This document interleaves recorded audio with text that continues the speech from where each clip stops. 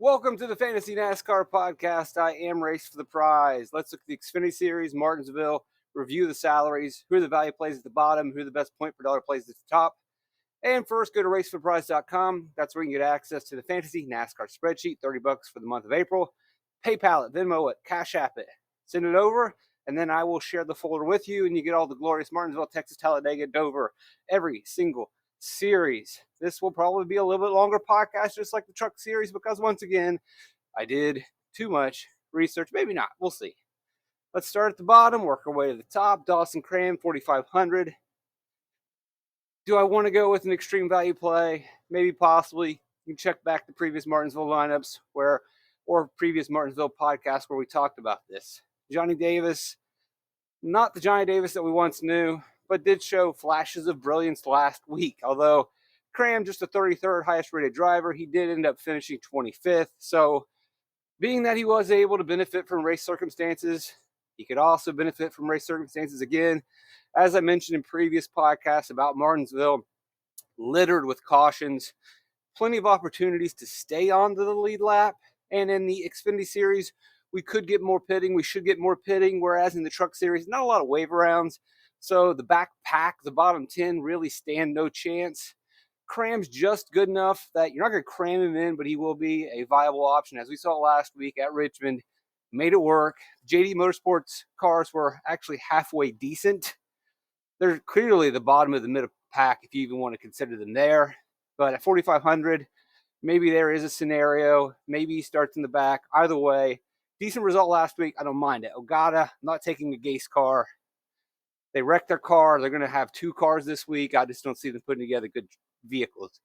Leland Honeyman, a driver that we talk about every single week, young, entered into the Xfinity Series this year. They're not the top of the mid-pack, but they have a car that is capable of a 20th place finish. 24th driver rating last week. Again, can he hang on the lead lap, be in a position to take advantage of all the cautions? Again, we only run about 13 green flag laps per run. So can Honeyman put together 13 good laps, stay on the lead lap? Yeah, he can. And he's done that this year. Very impressive for the young driver. And he's getting solid finishes. So at 4,800, you're going to go with him before you go with Cram, but starting position definitely is going to matter. It's going to be a no on Gase. Ellis last week had terrible vehicles, but he's been halfway competitive at Martinsville in the past. I'm not going to throw him out just because they had bad cars at Richmond, but if you had a bad car for Tommy Joe Martins and Alpha Prime at Richmond, I just don't see how within a week Ellis is going to have a significantly better car, or his teammate Poole, who is significantly more expensive and has not been very good at this track, although I don't think he's had the best equipment.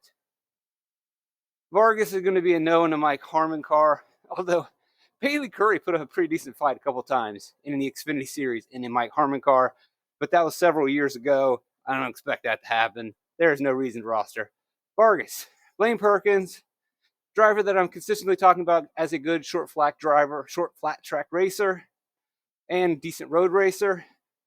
Didn't get the result last week. Thoroughly disappointing day for Sieg last week. I was high on Sieg, and they just didn't have the cars. DeBenedetto was fine. Ryan Sieg got into a wreck. Kyle Sieg did about what we expected him to, and Blaine Perkins actually was running halfway decent before he had a mechanical issue, so it can be explained why Sieg was a letdown. Now, the issue with Sieg is that we'll talk about in a second. This team has really struggled at Martinsville over the years. And when we look at these Perkins finishes of 13th and 10th, those are with our sports. This is significantly a downgrade. And it's a boost to whoever's going to be in the out car, which is going to be Anthony Alfredo. So I don't think I'm going to go to Perkins, despite him being decent at short flat tracks. I just don't like him in this car. I don't like Sieg at this track. Bobby Dotter had quite a bit of speed last week with Garrett Smithley and with Logan Bearden. So Bearden is going to be in play. And he does actually have the old man. He's not old. I think he's like 28. A 2015 D&Q at the Virginia Triple Crown at Martinsville. Oh, he didn't even qualify. Well, if you watch the Truck Series video, you'll know that in those Triple Crown races, which you can look up at thethirdturn.com or just check my previous video, you can see all those races with, the names of Heim and Bubba Pollard, Josh Berry, Carson Quapple. Lane Riggs, all those classic late model North Carolina, Virginia boys.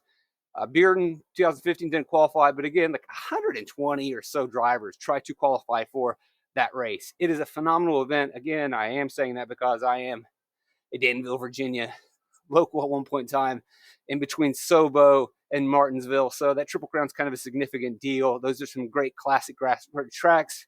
But anyway, deep in the research, I think you can roster Bearden because the daughter cars looked pretty good. So yeah, no experience here, but he does kind of. Either way, pretty solid day last week. Average running position 21st to Richmond. Car was fast. Let's roll it into Martinsville just down the road and see if we can get better. He is definitely in play, much more than Blaine Perkins. Smithley's back this week. Now, though, he's in a Johnny Davis car. Not really that interested. Not a lot of experience lately. You'd have to dig deep into the stats to find when he raced at Martinsville back in the day, but then you're going to find a lot of results from JD Motorsports when they had halfway decent cars. Not nearly as fast as they are today. I don't really see any reason to go there. So again, this week in the Bobby Daughter car, we got Mike Snyder jumping in because remember Morgan Baird, the long drink legend, the Finnish legend. Snyder's going to get the ride this week, probably threw this together last minute. Very solid finishes at Martinsville in the past, but had much better equipment, although I am pretty happy with the way the daughter car raced last week with Smithley in it. Cold jumping at Richmond. So I believe in the daughter cars. Snyder has shown success. He also has a solid finish in the truck series in a thrown together race once upon a time when Johnny Sauter was suspended.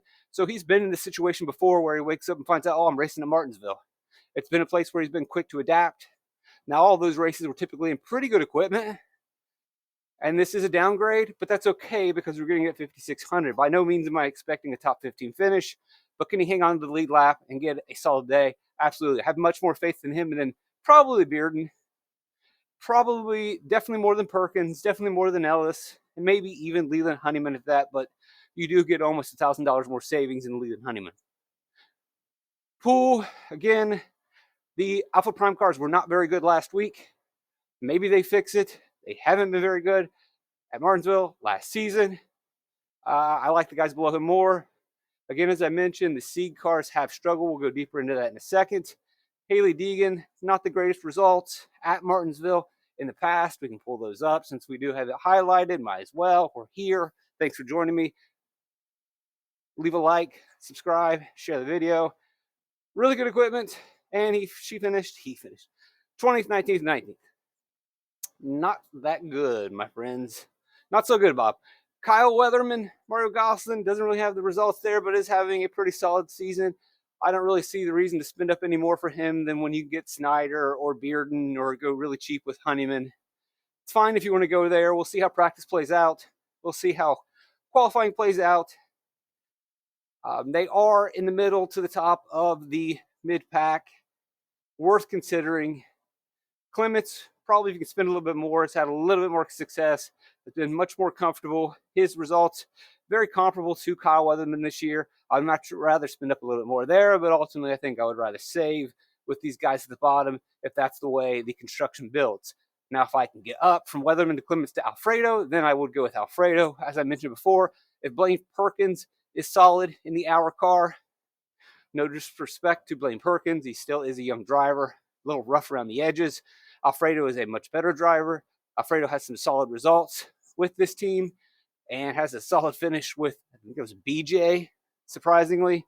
So if he can finish a top 10 in a BJ car, then you put him in an hour car. I'm not saying top 10 is a possibility, but if we look at maximizing finishing position between Weatherman, Clements, and Alfredo, I would much rather take Alfredo. Burton, significantly cheap. Unbelievably cheap, $6,700. We like Jordan Anderson cars. They are at the top of the mid-pack. They do hang on the lead lap. They are top 20 cars this season. Hasn't been the greatest season for him, but it hasn't been terrible. Definitely disappointing to see these results. Really just had a ho-hum day at Richmond last week.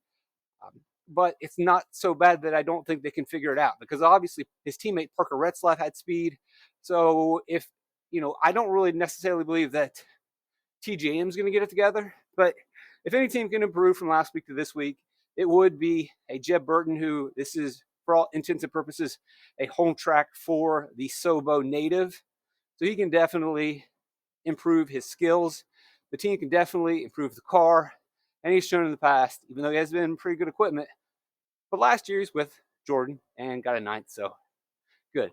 Again, as I mentioned, Sieg struggles at this track, and we can pull that up just to show you, because that's what I want to do, is show you the stats. That's what we're here for, a deep analysis of the Xfinity, doing the research, doing the hard work, and then putting it on the screen, giving you the data in front of your eyes. You can always listen to the podcast through the audio version on all those platforms, but on the screen you can see the results have not been very good. I see one top 10 and a lot of finishes outside of the top 20 with a random assortment of drivers. The only really solid race would be your boy, Parker Retzlaff, coming in 12th. And Ryan Sieg did get a 9th back in 2022, but Sieg's been all over the place. Not very encouraging. Sieg doesn't seem to have very good cars at this track. And it's unsurprising to see that the one driver that is able to maximize finishing is none other than our boy, Parker Retzlaff. Matt DiBenedetto at $7,000. Solid race last week. Not a great race. But again, coming in, weird day, Saturday morning practice, let's go racing. Hasn't been in a car for a while. I am concerned with the car. I am not concerned with the talent.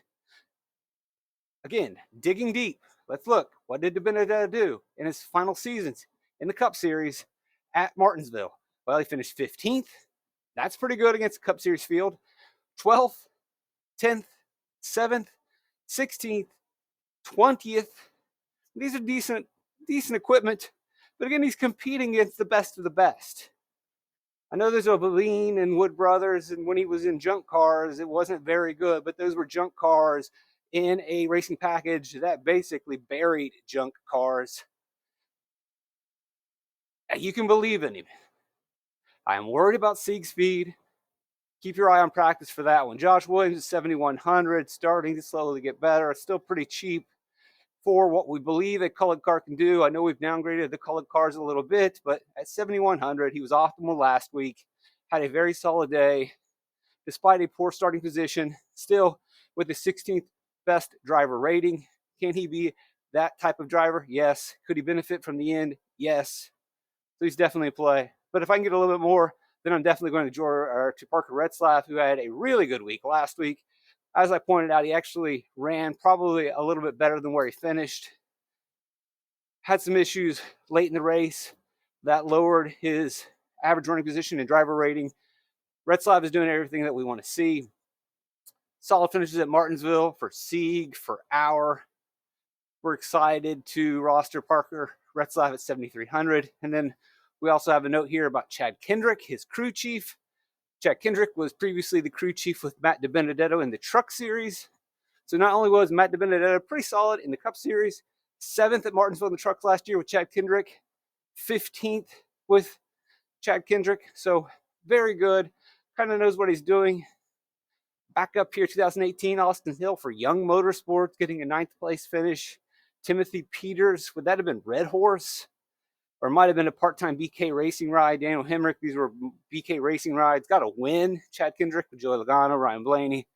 Guy has tons of experience at Martinsville, knows what he's doing. Now, again, that's Truck Series, but they didn't run the Xfinity Series at Martinsville for years. They did in the trucks. And so these are the stats that we have. It's definitely going to benefit a driver that was already pretty good and on top of our list.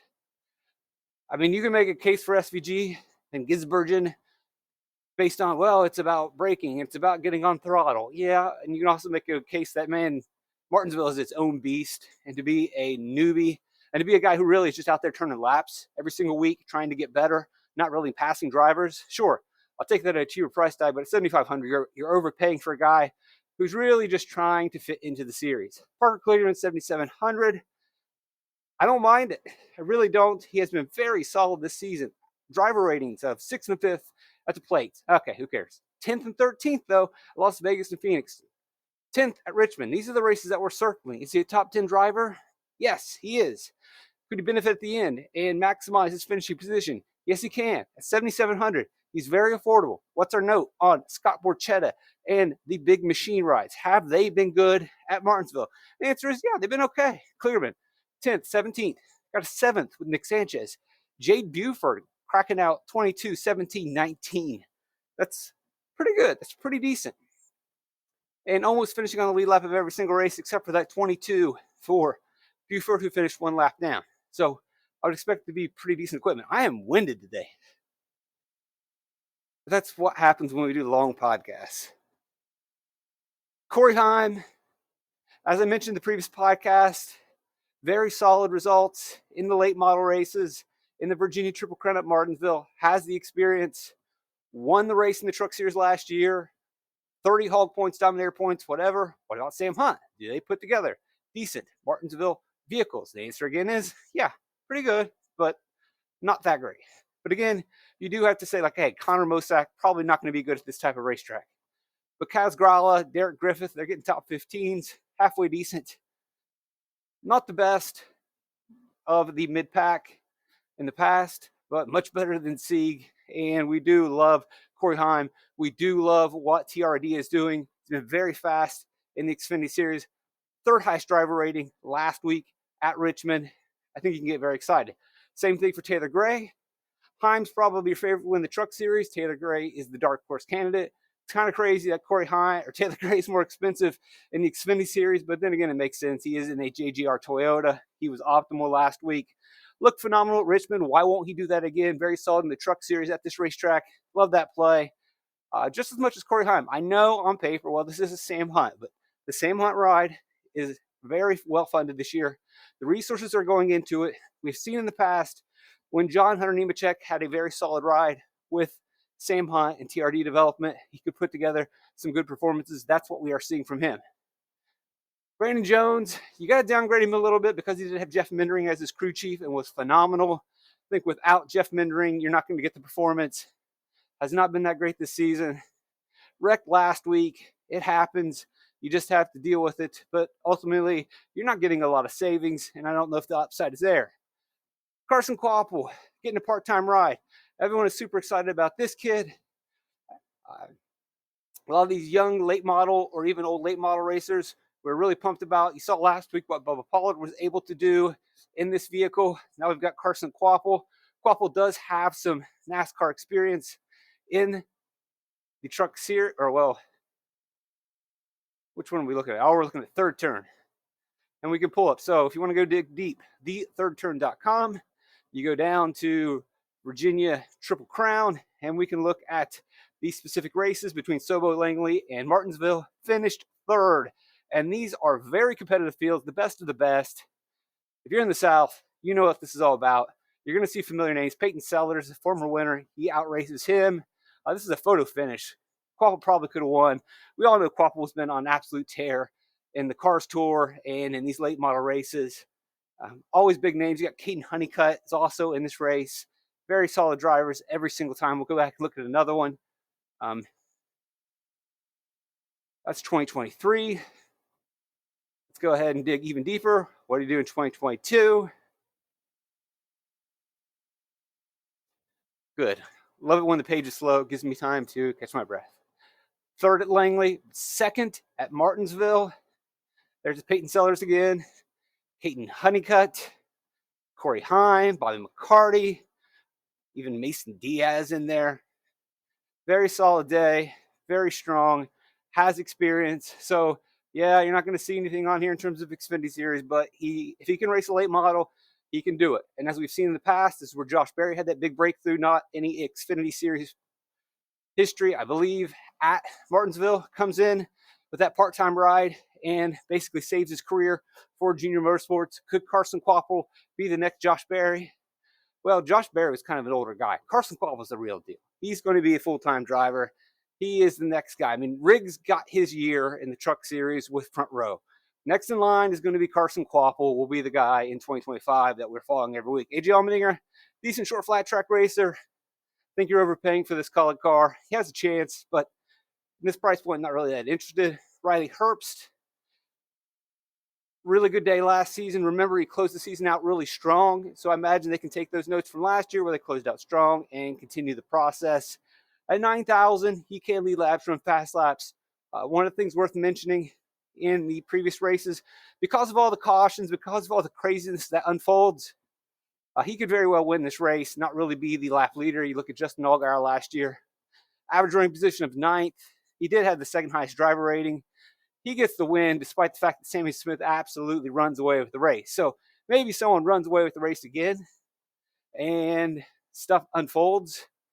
Pit road unfolds. Sequencing happens because of all the cautions, and Herbst could clearly cycle to the front and be an affordable option. Austin Hill, this isn't necessarily a track that I love him at, so not much to say there. Jesse Love's having a good season, but he is not one of my favorites because at this point, we're really just probably going to go to the top. Sam Mayer, terrible season so far, but he has looked good in previous seasons at Martinsville. Had a pretty good year at his truck debut once upon a time before he had a mechanical failure. He knows how to run this track, but again, there are guys that are just in better situations. Sammy Smith was awesome here last year, but I think you got to downgrade him a little bit because those were Jeff Mindering crew chief JGR Toyotas, which we have seen Brandon Jones be awesome in. Saw Sammy Smith be awesome in. Sammy Smith is running double duty in the truck series, so we will have plenty of reps. So that is encouraging, and I would boost him above much of the drivers that we've already mentioned. And Junior Motorsports does seem to have Martinsville circled on the calendar, as does Hendrick in general. They know what they're doing, so you can elevate him a little bit there. He's definitely a play. Creed has been really interesting at this track. Not really great in the truck series, but has shown some speed. Putting him in a JGR Toyota. Now, if he were the only JGR Toyota, then yeah. But the other JGR Toyotas are also fast and are better drivers at this track. So probably can't get there. Cole Custer is a top 5 car, but the reality is he probably doesn't have anything for the top 3. There, I said it. Next, Justin Allgaier, very solid, very good, could cycle to the lead. You can't cross him out. Crew chief changed last year, still puts together a pretty good result. Running well this season. Last week, doesn't get the finish he deserves because he just makes the mistake of staying out at the end, banking on another caution. Several drivers fell into that category. Cole Custer was one of those guys. There's a handful of them that really didn't benefit at the end. But overall, 4th highest driver rating in Richmond, so he's dialed in, and he definitely can compete. But the reality is, we're looking at Smith and Almirola again. Almirola has been excellent in the Cup Series. I think if you go back the last 6 races at Martinsville in the Cup Series, he has 4 optimal lineup appearances. He was in the optimal lineup in both races last year. We know the Stewart-Haas Racing Fords have been strong at the short flat tracks, but Almirola also took those good cars and got good finishes. And this is a track where experience absolutely matters, so you probably want to boost him to the top. Now, that being said, Chandler Smith has also been good, and if we can both afford both of them, we love Jeff Mindering at this track. Period. End of story. We love what Chandler Smith's doing. We love the speed in this car.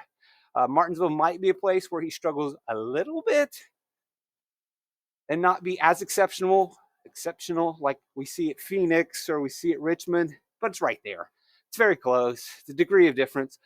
Ultimately, I want to go Almirola first, but I strongly believe you could end up aligned with both of these drivers in it. That should cover all of our bases again. If I'm looking at a hog, it's those 2, and then Allgaier is a part of that conversation. Smith sneaks in. Herbst, also because of his price point, also because of where he's running, is also in that conversation. And then I really like these guys in this 8K range. I like Quapple. Maybe people think you're overpaying, but there is the possibility of a top 5 out of Quapple. Definitely can get a top 10. We'll see how it goes in qualifying. Probably not going to be the slam dunk play that we had with Bubba Pollard. That was a layup last week, but everything says you can believe in this kid. Can he go out there and deliver? I think he can. Heim time, yes. Taylor Gray, yes. Parker Kligerman, yes. If I can afford these guys as my 3rd or 4th picks, I don't mind. I want to maximize finishing position. They're all possible top 10 drivers, and I can get a little bit of place differential, hopefully. Red Slide, yes. Benedetta's going to be in there. Williams is going to be in there. Burton, yes. Alfredo, yes. Clements, I'll take him, maybe. Then we'll skip down to Mike Snyder, yes, as my punt. Bearden, yes, as a punt. Not really excited about Perkins at a little bit more price. That'll be probably a no. Ellis will probably be a no. Honeyman, yes. And then you can do what you want with Cram. Thanks for joining me, guys. Like, subscribe, share. RaceForThePrize.com. That's where you can get access to the Fantasy NASCAR spreadsheet. $30 for the month of April. Bunch of sheets, bunch of data, as you can see, a bunch of links, bunch of ways to help you make better plays. Blessed to have you guys listening. Love you guys. Trips of life, fantastic.